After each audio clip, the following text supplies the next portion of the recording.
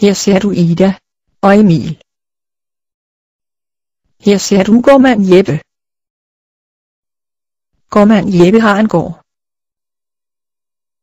Ida og Emil er på besøg hos gårdmand Jeppe. Velkommen til min fremtidsgård, siger gårdmand Jeppe. Jeg vil hjem, siger Ida.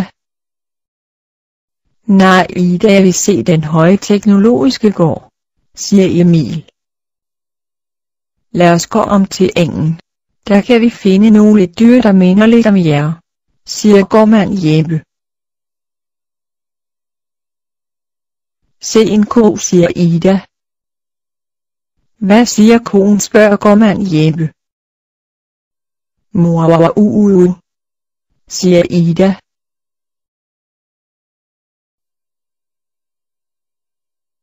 Du er vist en rigtig komagnet, siger gårdmand Jeppe. Hey, hvad laver alle køerne her? Burde de ikke være inde i stalden, siger Emil.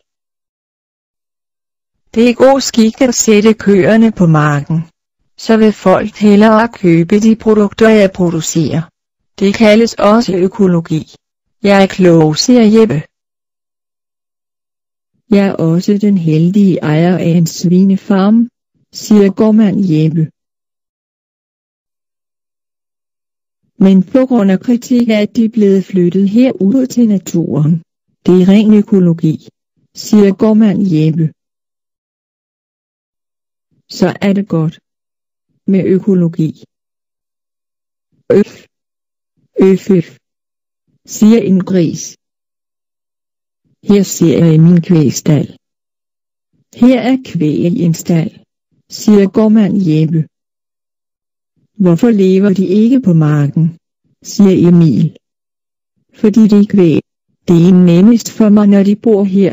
Men nogle gange kommer de der også ud, siger gårdmand Jeppe. Så kan jeg bedre holde øje med, hvordan de har det. Kom herhen og se, siger Jeppe. Med den nyeste teknologi kan jeg se på min smartphone, hvordan dyrene har det. Det er et system, der observerer dem hele tiden.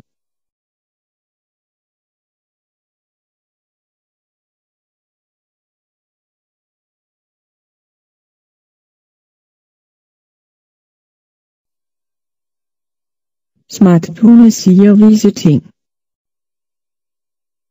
Hvor pinligt, nu må I gerne gå hjem, siger gårdmand Jeppe.